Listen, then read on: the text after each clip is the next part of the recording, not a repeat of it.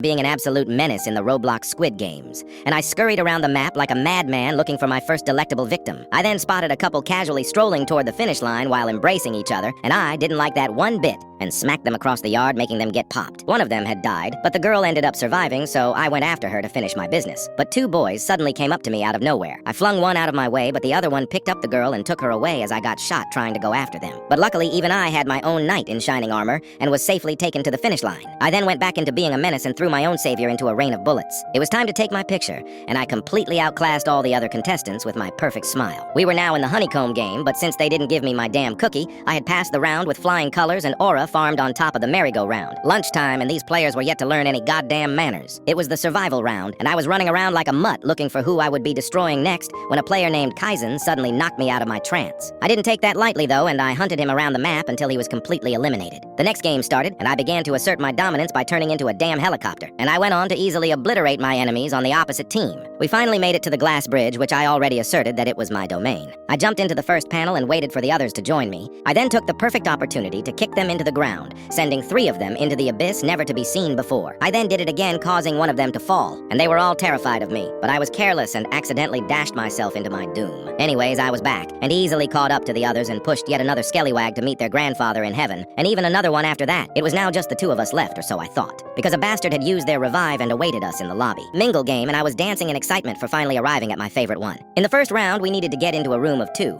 so the snowman had no choice but to push the black man out. I could only feel the pain in his eyes. I tried to choke the life out of the snowman for what he had done, but I had failed. We were now in the final game, the Squid Game, and I decided that this time I would use my secret technique, the imaginary hound mode. I quickly ran towards my opponent on all 4s and handed him a wombo combo more than once and more than twice until I eventually defeated him and danced on top of his corpse. Maybe we weren't human.